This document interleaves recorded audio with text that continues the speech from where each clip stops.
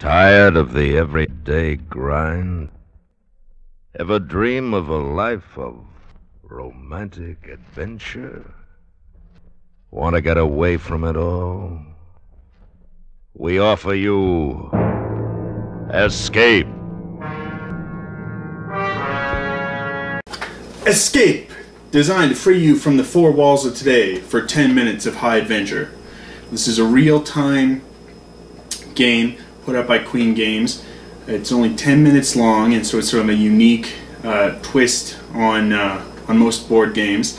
It's a heavy dice rolling element, and it's sort of a theme of almost the Indiana Jones type. You're raiding a Mayan temple, and you need to get the gems and then get out in time.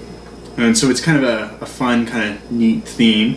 The way they do the 10-minute thing is you've got a CD, and you sort of play the soundtrack. When it expires, the game ends. CDs, though, it's kind of like 20 years ago, so it's nice. You can actually go on Queen's website and download the soundtrack as well onto like an MP3 player or something like that, just because not everyone uses CDs anymore. Additionally, if you don't like that, they have this sand timer mechanism, so that will work as well. Rule book is pretty good. It's a standard Queen rule book, Euro, so there's no table of contents, no index, but it's pretty straightforward. What's nice also is they narrate sort of the rules and how to play the game in this. It's separate from the main game soundtrack, so if you already know that, you don't have to rehear it again and again, which is nice.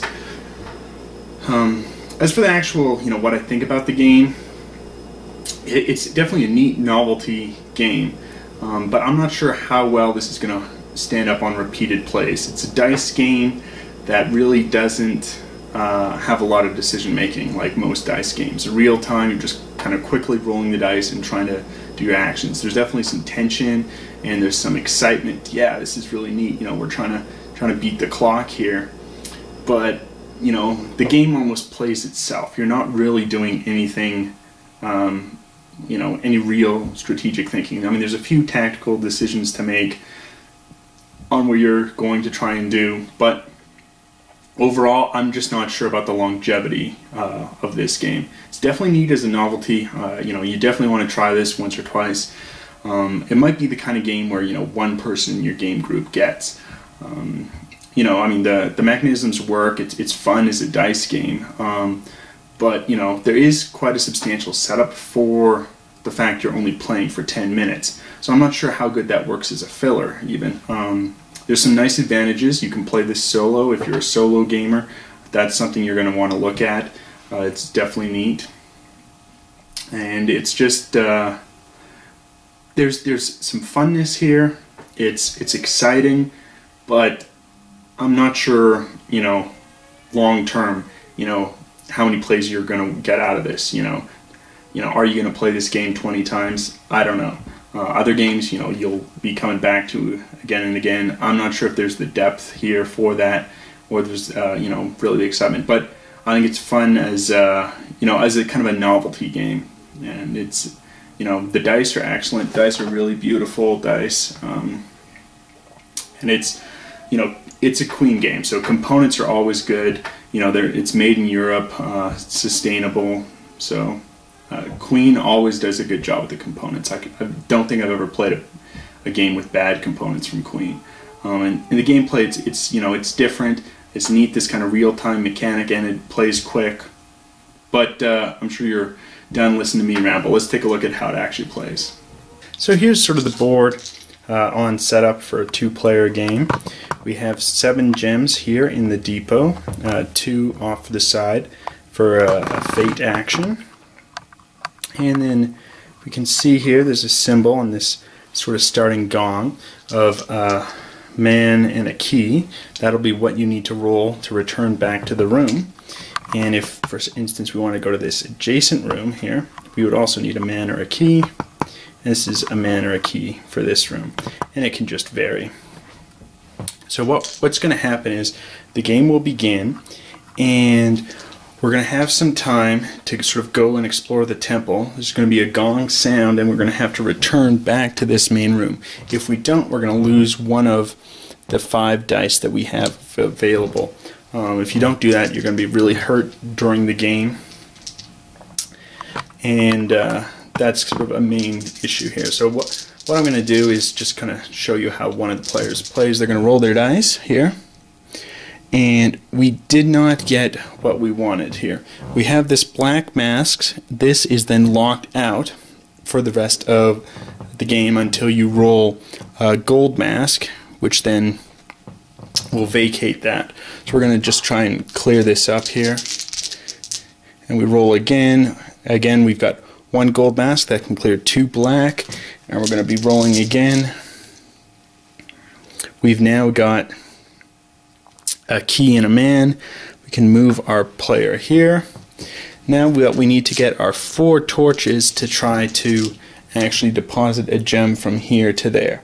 The goal is to sort of exhaust the gems while also discovering areas of the board. We're going to roll again. Ooh, we got 2 black masks. That's not good. We can roll again. We got another black mask, and this is not going to be good. Okay, we were able to clear 2 off. Clear 2 more off. Okay, we got 2 green men, so we can add a new tile if we want. We match up this part to the entrance here. The idea is we're going to be exhausting these tiles and trying to get gems here from the gem supply. If, for instance, let's say we'd rolled and all our dice were showing black,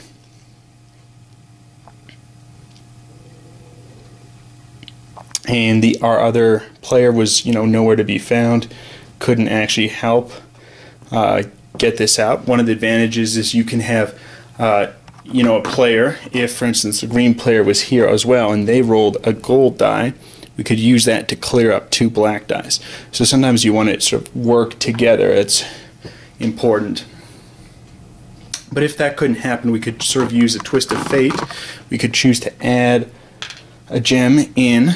We got 2 for the entire game where that can occur, and this will let us sort of clear up all the dice. Now this is important. It hurts because we're adding a gem, because the main goal of the game is to deposit these gems, and then eventually we're going to, on one of the last 4 tiles, reach sort of this exit tile. We need to escape there before the 10 minutes runs out.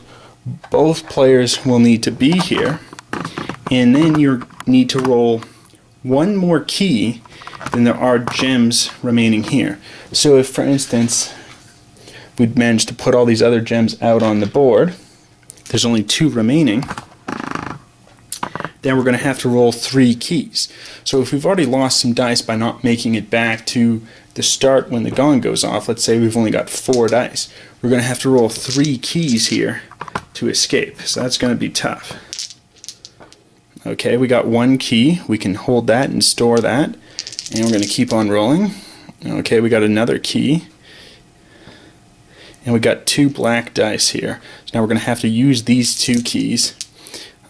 Roll, start again, and you're just kind of rolling as quick as you can with all your actions. See if you can escape. Oh, and we got 3, so we escape. But the issue is, does the other player escape as well? If they don't also manage to escape, everyone loses. So it's sort of a cooperative game in that sense. Again, you can play it solitaire, it's just, this game is tough. I don't know any other game where I feel this kind of like on the fence on, do I like this game, would I recommend it? I don't know. I mean, there's fun, there's excitement, there's tension.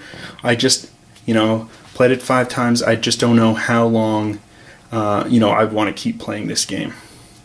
There's a pretty involved setup for a 10-minute game. It's definitely on the higher end of setup to playtime. It's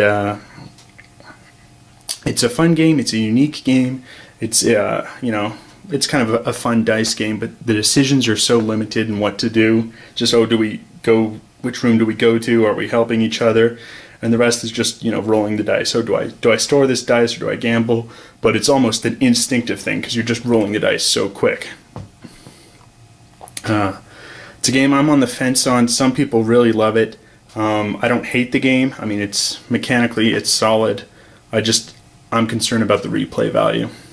Anyway, till next time on the Board Game Blogger.